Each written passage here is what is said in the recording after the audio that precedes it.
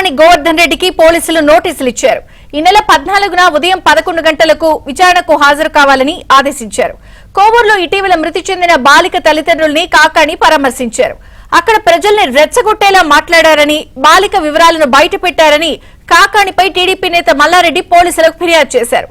దీంతో కాకానిపై పోక్సో చట్టంతో పాటు పలు సెక్షన్ల కింద కేసు నమోదు చేశారు.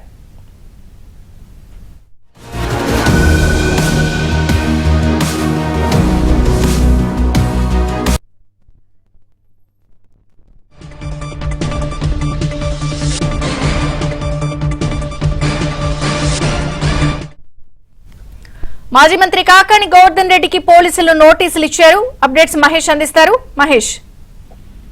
విజయచంద్రిక మాజీ మంత్రి కాకాని గోవర్ధన్ రెడ్డికి కోవూరు పోలీసులు నోటీసులు జారీ చేయడం జరిగింది. ఈ నెల 14వ తేదీ 11 గంటలకి కోవూరు పోలీస్ స్టేషన్ లో విచారణకు హాజరు కావాలని ఆ నోటీసుల్లో పేర్కొన్నారు. ప్రధానంగా చూస్తే ఇటీవల కోవూరులో ఒక బాలిక మృతి చెందిన సంఘటన చోటు చేసుకుంది. అక్కడికి వెళ్ళినటువంటి కాకాని గోవర్ధన్ రెడ్డి పలువురు నేతల్ని అలాగే ప్రజలతోటి గుమ్మికొట్టడం జరిగింది.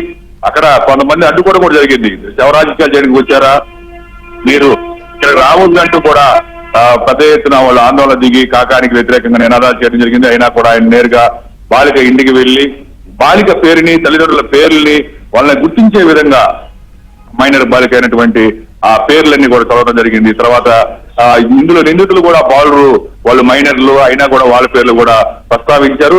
అక్కడ పోలీసులు యాక్టివ్ గా ఘటన జరిగిన వెంటనే నిందితులైన బాలురు ఇద్దరిని కూడా అదుపులో తీసుకుని కోర్టులో హాజరుపెట్టి కోర్టు ఆదేశాల మేరకు తిరుపతిలోని చిన్నపిల్ల బాల నేరస్తుల జైలుకి తరలించడం జరిగింది.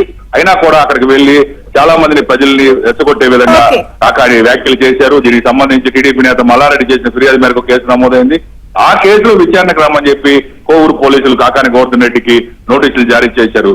గతంలో చంద్రబాబు సోమిరెడ్డిని కూడా విమర్శలు చేసిన కేసులో నోటీసులు అందివ్వడం జరిగింది. విజయచంద్ర. Thank you Mahesh.